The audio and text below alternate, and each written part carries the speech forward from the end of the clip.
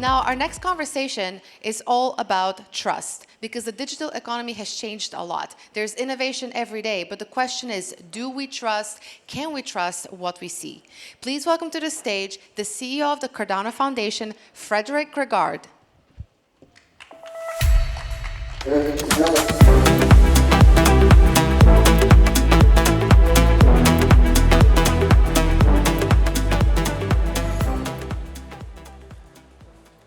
Yeah, hello everybody. Feels like I'm between you and the drinks or the after party or whatever is happening here. I think there are so many side events as it's nearly impossible to choose, huh? So I'm actually here today to speak to you a little bit of a higher level of what's happening out there. So I think that the next phase of blockchain and crypto is not going to be around who tokenizes what. It's going to be about architecture. Is going to be around realizing that trust in architecture beats human spot checks every single time. When you look at the global risk index from the WEF, we can discuss a lot about the World Economic Forum, but I think the risk index is really interesting, specifically in a time where we have multiple wars going on, we have pollution, we have a lot of things happening. What's really interesting is that they're talking about misinformation and disinformation on the short term as being more critical and more destroying for humans than cyber insecurity, extreme weather event, social polarization, and other things you actually see in the media. It leads to the question, can we even believe in what the media is saying? What actually builds our opinions, and how do we verify those things? How do we actually know that what we are learning is correct? Is it all a simulation? When we then go a little bit further into it, we stand in a situation that everybody speaks about institutional grade trust, right? We just had the speakers on stage before, digging into the Ripple ledger and looking at saying all the use cases we're doing, right? But when you walk into the room of the really large institutions and talk to the global regulators, which I'm so fortunate to do and represent blockchain at large, but also Cardano, I hear again and again the same thing. This is all about identity, accountability, auditability, and cross-border assurance.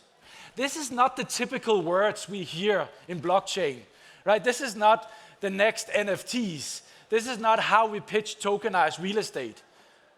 This is something completely different. It's safe to say that stable coins are now at a level where we can talk about it as being critical for parts of the financial market infrastructure.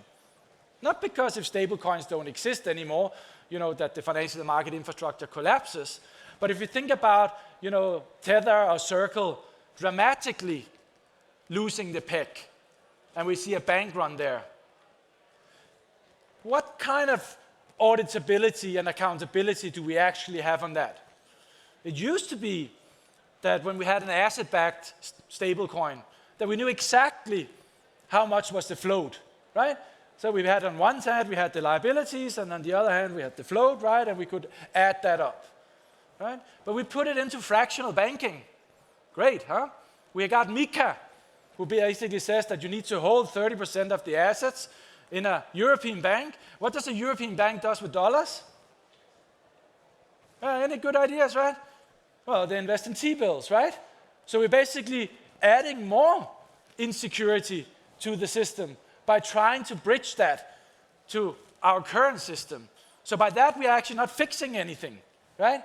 So I wanted to speak to you a little bit about what do we think about when you speak to the plumbers of the financial system, which we think we can upgrade, which we think we can introduce 2 billion more people to benefit from, which we think can be a human right that you can trust your savings and they're not under attack or be wiped out by an AI agent. Now, that means integrity becomes the asset. What I mean about that is that in this world of deep fakes, where we don't even know if the American military ship was hit or not hit, and we see double statements out there, and we need to force our view, and the only thing was open is the crypto market, right? So we cannot even trade the financial markets, right, where we need to offset our risk in Bitcoin and ADA and other instruments, right, which actually holds the scrutiny, right? So we were able to de-risk positions over the weekend when the war started, and we had an adjustment when the Monday opened, right? I think this was really good news. I know a lot of us, might be down on a position, but the offsetting of risk was amazing. And the fact that the blockchains could handle that together with the centralized exchanges and the decentralized exchanges is a huge step up. It really starts thinking about the operational resilience we're seeing in the industry. But our industry is obsessed with the next shiny application. But the real bottleneck is whether institutions can trust the rails beneath the interface. So let's explore what that actually means. So digital identity, something which in blockchain has been sacred for many, many years. And I think we just have to, grow up. And there's not going to be one blockchain who's going to do a new digital identity, who's going to be the de facto standard for the rest of the earth. There's too much power in this, huh? There's too much loss of control. But digital identity alone will unlock up to 13% of global GDP. So this is something bankers, regulators, policymakers, and politicians really pay attention to. Because if they, by the use of something, I was about to say as simple as digital identity, can unlock 13% of GDP, this wins the next election, right? This wins the next term. If we go further and put that into another light, the digital infrastructure is a competitive advantage. This is some research we did in the Cardano Foundation where we see blockchains is going to fit in.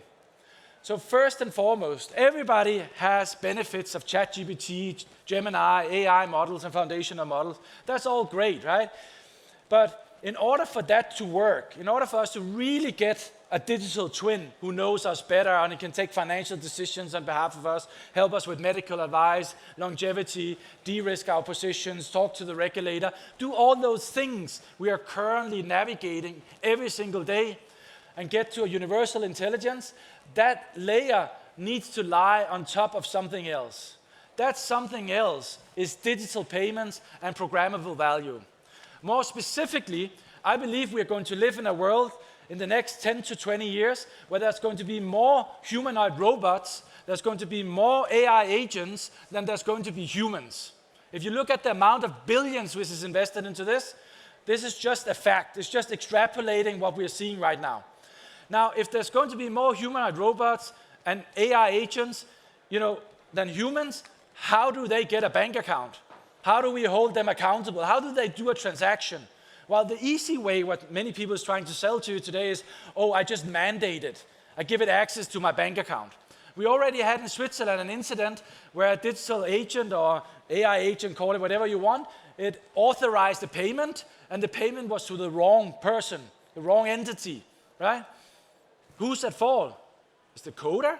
Is the infrastructure guy? Is it the agent? Is it the person who gave the mandate? What's the accountability layer? But the need is clear. All these AI agents, they need digital payments. And flash alert, that's not stable coins as we see it today. That's not the use case. This is going to be the next generation of stable coins who's thinking about micro payments with close to zero fees. And ideally, it's going to be rooted in multi-currencies, in asset-backed versions, getting closer to e-money. So pay attention. There's coming a PSD3 around the corner, and there's coming a new MiCA consultation very soon.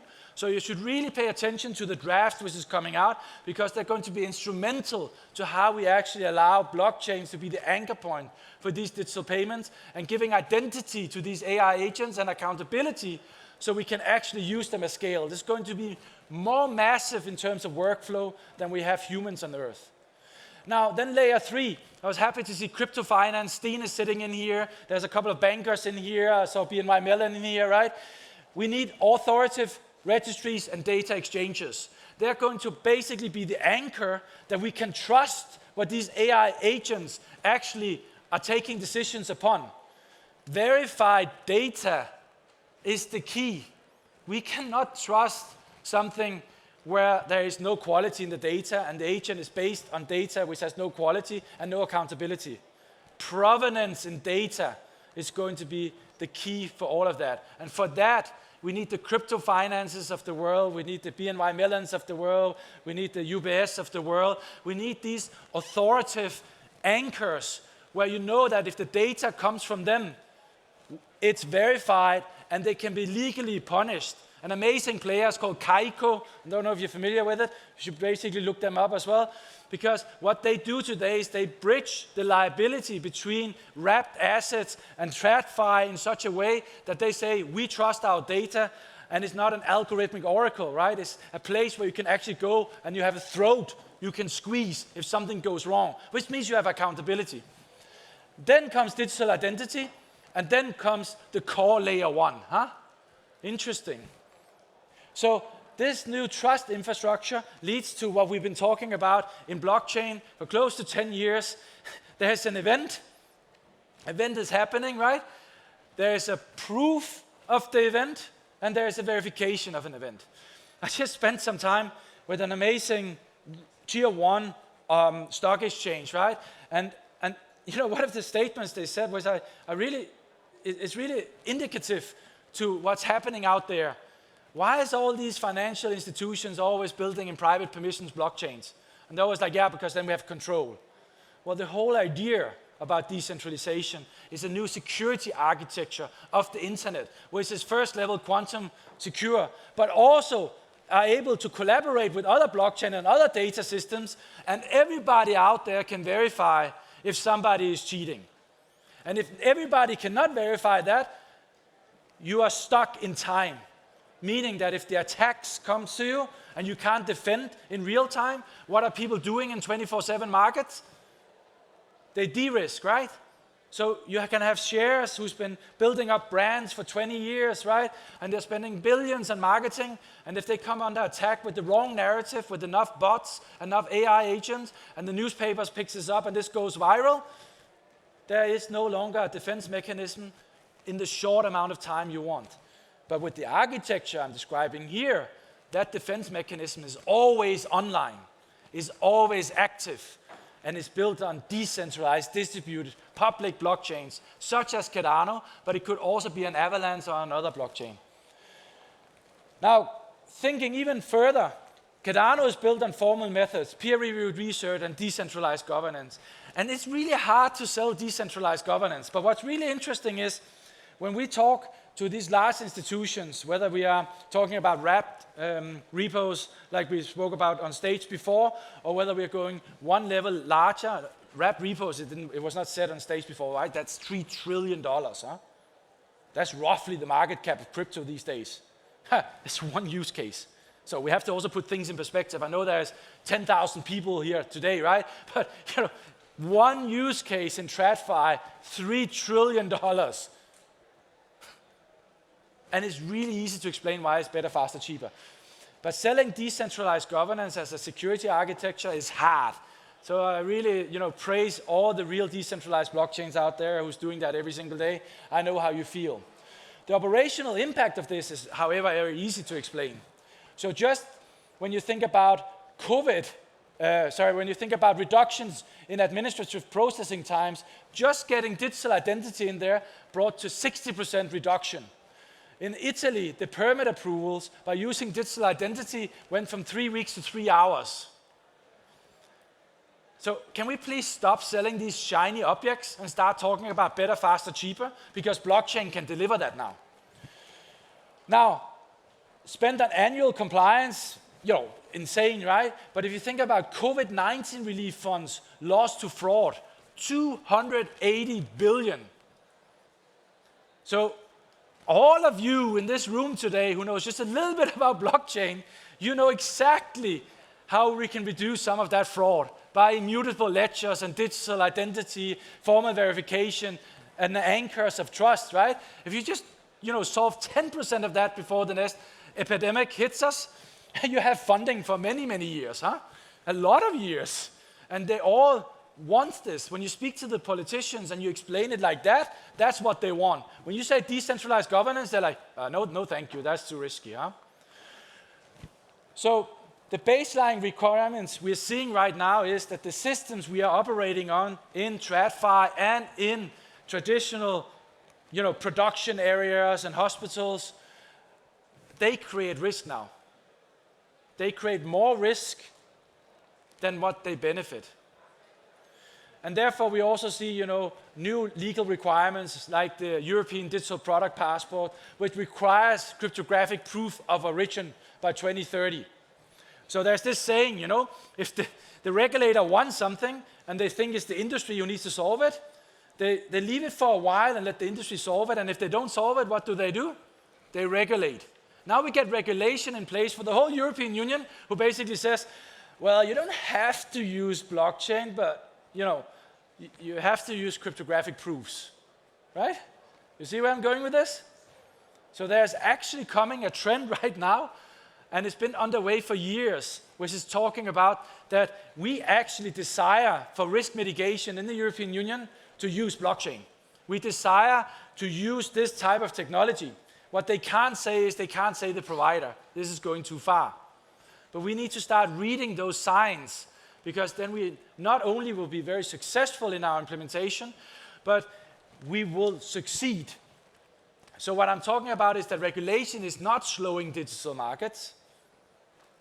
It's our problem of interpretation. We are extremely bad at interpreting it. Regulation drives infrastructure, drives market confidence.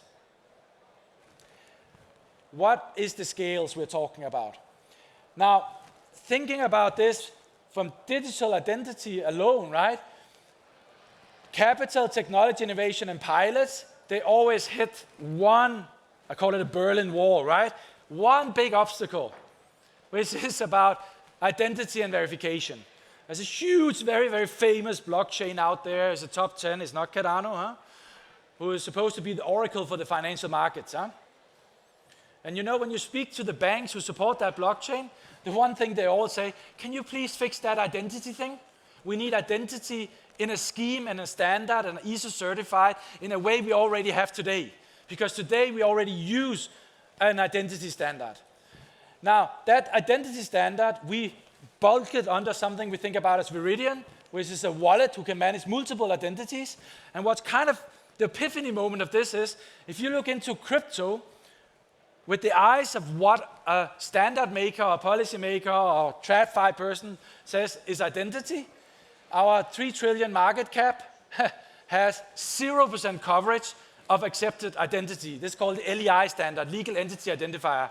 There's 43 different regulators around the world who's already saying now, if you don't have LEI, you don't need to come and talk to me. We can stay in POCs and MVPs, Now, the TradFi financial markets, I'm not talking about the flow and the volume, I'm just talking about the market cap, is $232 to $250 trillion.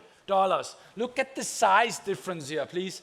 That's covered already up to 78% by these LEIs, which is standard on the Cardano blockchain, which we are implementing on other public blockchains right now, because we truly believe that a world embedded by blockchain would be better for all. And if you then look at the physical goods trade, right? So I'm talking market cap here, because if you look at the float, it's a lot higher, right? If you look at the amount of containers changing hands, right? There's another 25 trillion, right? We met with the OECD and the World Trade Organization, and they're standardizing contracts, so we get digital contracts. But the one thing they don't have?